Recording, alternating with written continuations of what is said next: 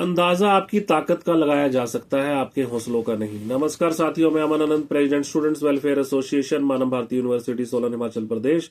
आज इस वीडियो के माध्यम से बहुत ही महत्वपूर्ण जानकारी आप लोगों के बीच में लेकर के आया हूं। साथियों, आप सभी को जैसा कि मालूम ही है कि PIL नंबर 22 ऑफ 2022 के अंदर हमारी माननीय उच्चतम न्यायालय हिमाचल प्रदेश के द्वारा एक ऑर्डर जो थे वो पास कर दिए गए थे कि जिसमें उन्होंने स्टूडेंट्स को ये डायरेक्शंस दी थी कि आप लोग अप्रोप्रिएट अथॉरिटी को जाकर के अप्रोच करेंगे और जिनके अगेंस्ट कोई भी ग्रीवेंसेज नहीं होते, ऐसा यूनिवर्सिटी एडमिनिस्ट्रेटिव या रजिस्ट्रार सर को जो है डायरेक्शंस दिए गए थे कि उनके डॉक्यूमेंट्स उनको हैंड ओवर कर दिए जाए या वेरीफाई कर दिए जाए जिनके अगेंस्ट कोई ग्रीवेंसेज नहीं है। ठीक है, उसके बाद से मैंने मल्टीपल वीडियोस बनाई, स्टूडेंट्स को अवेयर करा कि आगे फ्यूचर में उन्होंने क्या करना है, कैसे करना है, स्टेप बाय स्टेप सारी चीजें मैंने उनको बताई।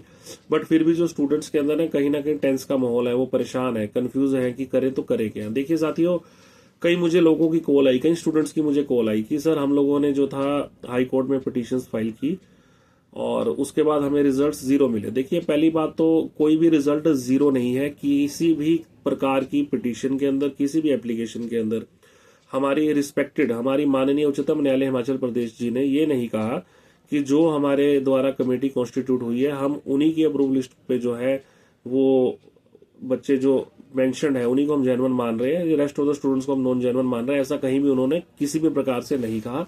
सिंपली उन्होंने कहा कि आप लोग अपना अप्रोप्रिएट अथॉरिटी को जाकर, अगर सरल भाषा में कहें, सिविल कोर्ट्स के अंदर जाकर या ट्रायल कोर्ट्स के अंदर जाकर के आप लोग अपनी जेन्युइननेस को प्रूव कीजिए। और अगर आपकी जेन्युइननेस प्रूव हो जाती है ट्रायल कोर्ट्स के अंदर और जिनके अगेंस्ट कोई ग्रीवेंसेज नहीं मिलते उनको डॉक्यूमेंट्स इशू करने की भी डायरेक्शन हमारी माननीय उच्चतम न्यायालय हिमाचल प्रदेश ने दे दी है। तो आप लोग ये बिल्कुल भी ना समझें कि उसके अंदर हमें जीरो रिजल्ट्स मिले। देखो, ना तो आपकी पिटीशन डिसमिस हुई, ठीक है, ना ही रिजेक्ट हुई। मतलब उन्होंने ऐसा कोई भी ऑर्डर नहीं दिया कि जो हमारी ऑनरेबल हाईकोर्ट ऑफ हिमाचल प्रदेश के द्वारा कमेटी कॉन्स्टिट्यूट हुई थी under the supervision of respected SP Solan, कि उन्होंने जो अप्रूव लिस्ट बनाई है हम उन्हीं स्टूडेंट्स को जेन्युइन मानते हैं, rest all the students fake हैं, ऐसा नहीं उन्होंने कुछ कहा। जो स्टूडेंट्स हैं उनको उन्होंने ऑप्शन दे दिए कि आप लोग ट्रायल कोर्ट्स में जा सकते हैं। ठीक है, तो देखो, जो जुडिशियल सिस्टम होता है ना, वो अपने जुडिशियल सिस्टम के अकॉर्डिंगली ही काम करता है। स्टूडेंट्स को हरी है, स्टूडेंट्स को लग रहा है हमारा टाइम वेस्ट हो रहा है, हमारा टाइम जाया हो रहा है, हमारे एज फैक्टर है। बट देखो, जो जुडिशियल सिस्टम है वो तो अपने हिसाब से ही काम करेगा। हमें उनकी रिस्पेक्ट भी करनी चाहिए। हम सब लोग लॉ अबाइडिंग स्टूडेंट्स हैं, तो जुडिशियल सिस्टम की हमें रिस्पेक्ट करनी चाहिए। जो भी डायरेक्शंस होती है उनको फॉलो करना चाहिए। दूसरी बात, अब मैं आप लोगों से जानना चाहता हूं, आप लोग ध्यान से सोचिएगा, ठंडे दिमाग से सोचिएगा, कभी इस बात को सोचकर देखिएगा कि अगर आप respected honourable high court of Himachal Pradesh, माननीय उच्चतम न्यायालय हिमाचल प्रदेश के द्वारा जो डायरेक्शंस दी गई हैं, अगर आप उन डायरेक्शंस को फॉलो नहीं करते हो तो आपके पास ऑप्शन क्या है। चलो, पॉइंट नंबर 1 करते हैं बात कि जो तो 19, 20, 21, 22 के यंगस्टर्स जो भी पास आउट हुए हैं, यंगस्टर स्टूडेंट्स हैं, वो लोग कहीं ना कहीं 2-3 साल दोबारा से स्पेंड कर सकते हैं, अपनी स्टडी दोबारा से गेन कर सकते हैं। यूं कहें कि दोबारा से अपना जो क्वालिफिकेशन है उसको गेन कर सकते हैं अदर यूनिवर्सिटीज में जाकर के।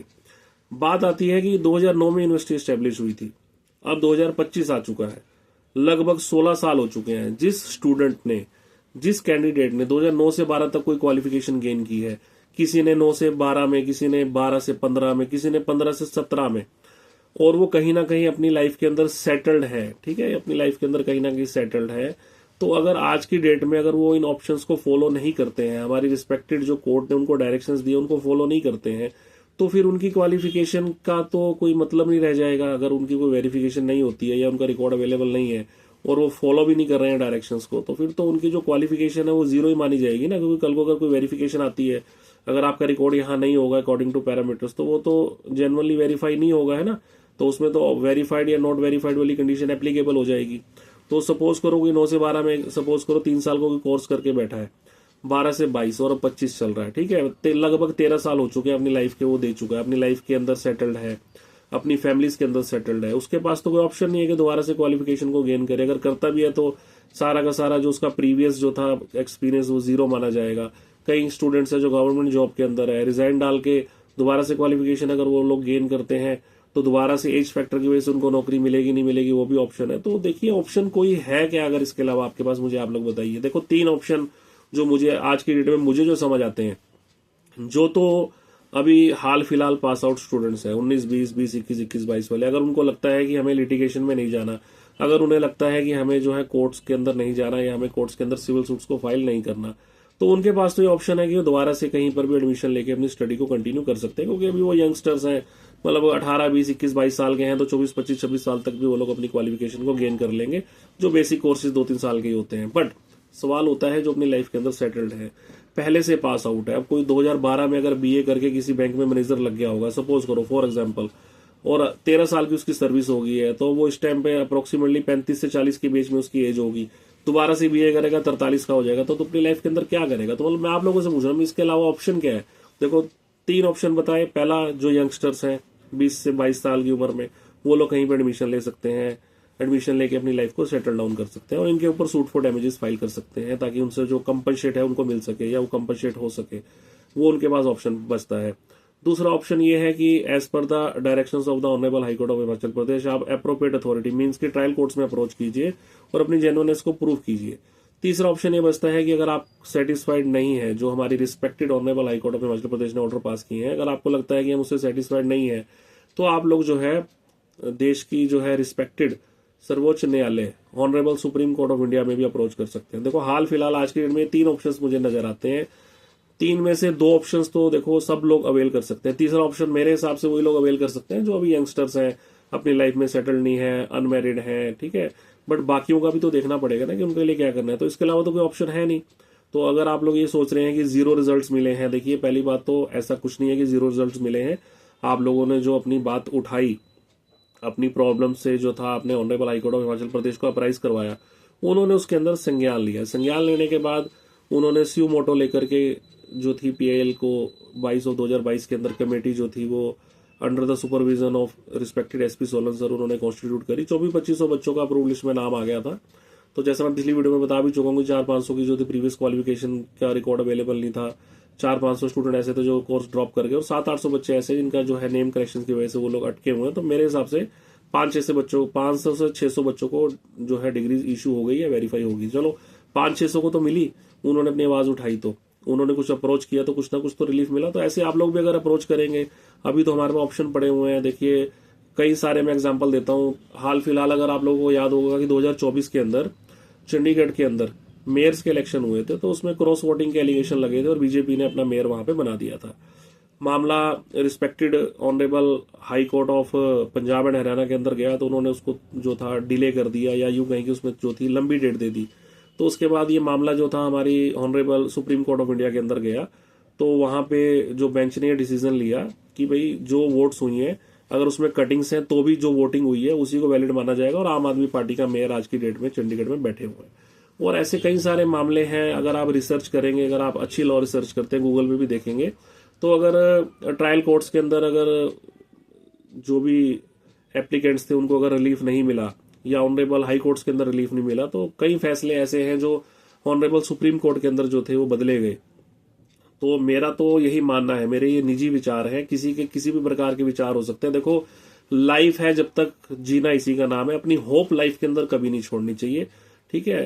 तो अगर आपके पास कोई लास्ट ऑप्शन भी अगर आपको दिखता है तो उसको आपको अवेल करना चाहिए। लाइफ के अंदर ये गिल्टी नहीं होनी चाहिए कि शायद मैं honourable supreme court of India चला जाता तो मेरा टाइम बच जाता और मुझे रिलीफ मिल जाता।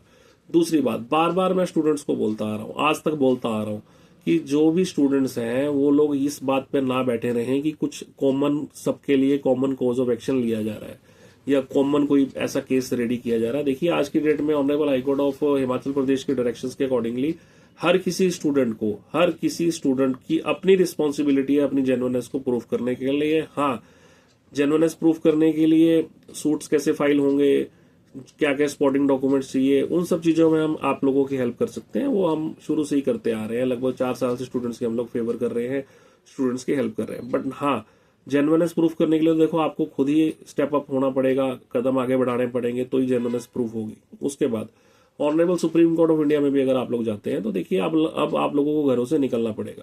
तीनों ऑप्शंस मैंने आपको बता दिए, दोबारा से बता देता हूँ, लास्ट में वीडियो को लंबा नहीं खींचूंगा, कि जो तो यंगस्टर्स हैं 20, 21, 22 के पास आउट हैं, ठीक है, उनका ज्यादा एज फैक्टर नहीं है, अभी तो मैक्सिमम 80% जो होंगे अनमैरिड होंगे, ठीक है ना, वो ये ऑप्शन अवेल कर सकते हैं। ऑप्शन नंबर 1 कि वो यूनिवर्सिटी के against suit for damages file कर सकते हैं। जो आप लोगों ने फीस दी है, जो आप लोगों का टाइम जाया हुआ है, उसके लिए आप सूट फॉर डैमेजेस फाइल कर सकते हो, ठीक है। और अगर वो मामला सक्सीड हो जाता है सिविल सूट आपका, तो उसमें आपको कंपनसेशन मिल जाएगी और आप लोग जो है अदर किसी यूनिवर्सिटी या कॉलेज के अंदर जाकर के एडमिशन लेकर के अपना जो कोई भी कोर्स आप लोग करना चाहते हैं उसको कंटिन्यू कर सकते हैं, अगर आप लोग लीगल एक्टिविटीज को अडॉप्ट नहीं करना चाहते, या यूं कहें कि आप लोग कोर्ट का दरवाजा नहीं खटखटाना चाहते। अगर आपको लगता है कि पॉजिटिव नेगेटिव क्या रिजल्ट होगा, तो उस कंफ्यूजन में नहीं रहना चाहते, तो ये ऑप्शन पहला आप लोगों के लिए है। दूसरा ऑप्शन यही है कि as per the directions given by the honourable high court of Himachal Pradesh, आप लोग जो है सिविल सूट्स को फाइल करके अपनी जेन्युइननेस को प्रूव कीजिए। जेन्युइननेस प्रूव हो जाती है तो आपको डॉक्यूमेंट मिल ही जाएंगे, ठीक है।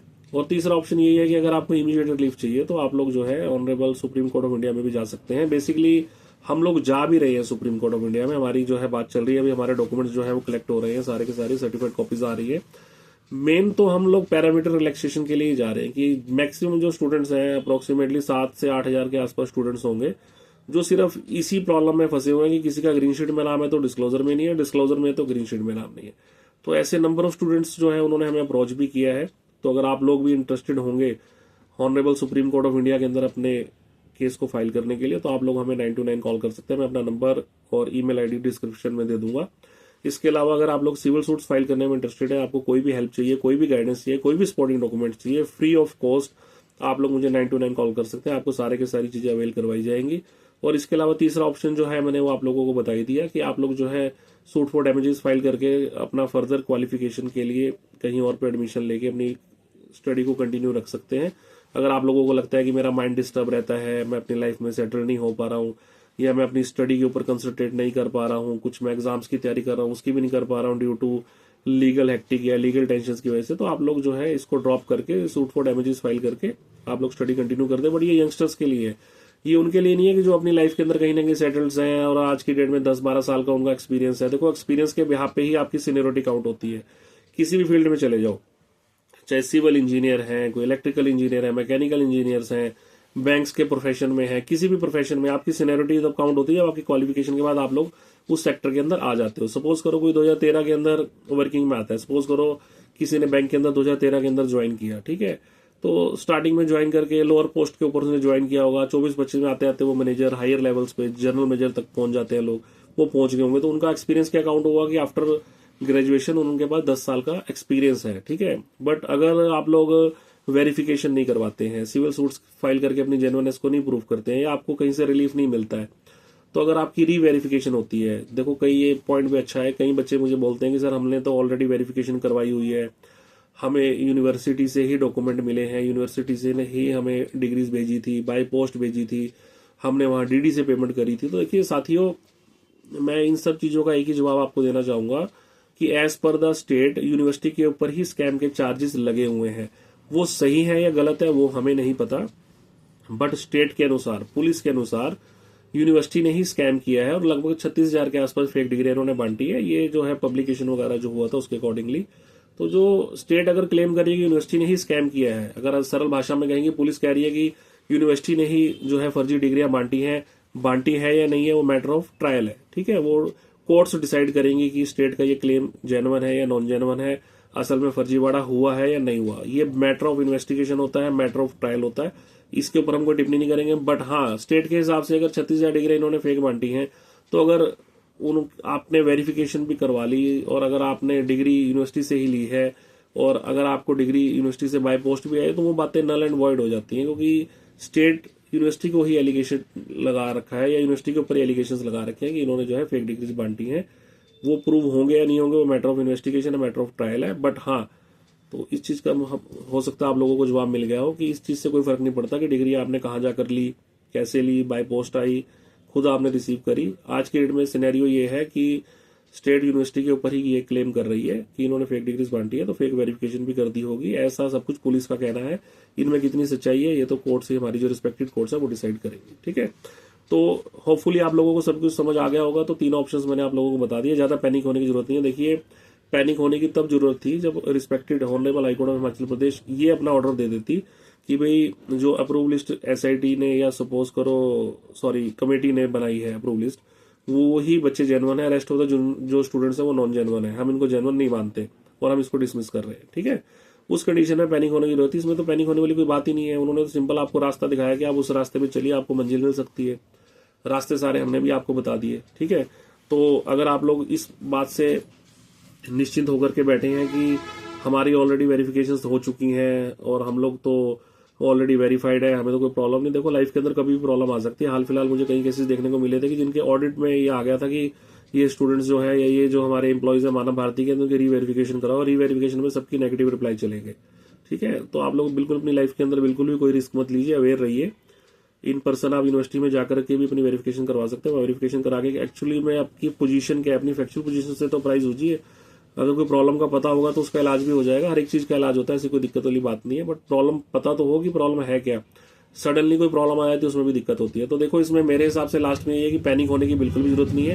हमारे पास सफिशिएंट जो है रिकॉर्ड है, सफिशिएंट मटेरियल्स हमारे पास अवेलेबल है, जिसके अंदर कहीं ना कहीं मैं अपनी वीडियोस में भी आप लोगों को टाइम टू टाइम अपडेट करता आ रहा हूँ कि इन पैरामीटर्स को फुलफिल करने की रिस्पॉन्सिबिलिटी किसी भी स्टूडेंट्स की नहीं है। और जो अप्रूव लिस्ट बनाई गई थी उसके अंदर 500-600 बच्चे ऐसे थे जिनका प्रीवियस क्वालिफिकेशन का कोई रिकॉर्ड नहीं है। इट मीन्स की वो कई अनअप्रूव्ड कोर्स वालों को भी डिग्रीज दे रखी थी, वो भी अप्रूव लिस्ट के अंदर है बच्चे, या जिनका कोई रिकॉर्ड नहीं वो भी अप्रूव लिस्ट के अंदर आ गए। और हाल फिलहाल हमने एक FIR भी दी है, जिसके अंदर कमेटी ने अप्रूव लिस्ट के अंदर बच्चों को अप्रूव करके डिग्री दे दी थी, और वो लोग अपने रेगुलर कोर्स ऑफ LLB के दौरान कहीं ना कहीं रेगुलर मोड में वर्किंग में थे। तो ऐसे काफी सारे ऑब्जेक्शनेबल पॉइंट्स हमारे पास अवेलेबल है, जिससे हमें डेफिनेटली रिलीफ मिल सकता है। तो आप लोग बिल्कुल भी पैनिक ना होइए। जस्ट आप लोगों को ये सजेशन है कि जो तीनों ऑप्शंस मैंने बताया उनको जल्द से जल्द अवेल कीजिए। किसी भी हेल्प के लिए, किसी भी प्रकार की जानकारी के लिए, किसी भी प्रकार की इन्फॉर्मेशन के लिए आप लोग मुझे 929 कॉल कर सकते हैं। मैं अपना नंबर डिस्क्रिप्शन में दे दूंगा। तब तक बिल्कुल भी पैनिक मत होइए, हम लोग आपके साथ है, कंधे से कंधा मिला करके खड़े हैं। बिल्कुल आप टेंशन फ्री रहिए, आप लोगों को रिलीफ दिलवाने की पूरी से पूरी कोशिश की जाएगी। धन्यवाद।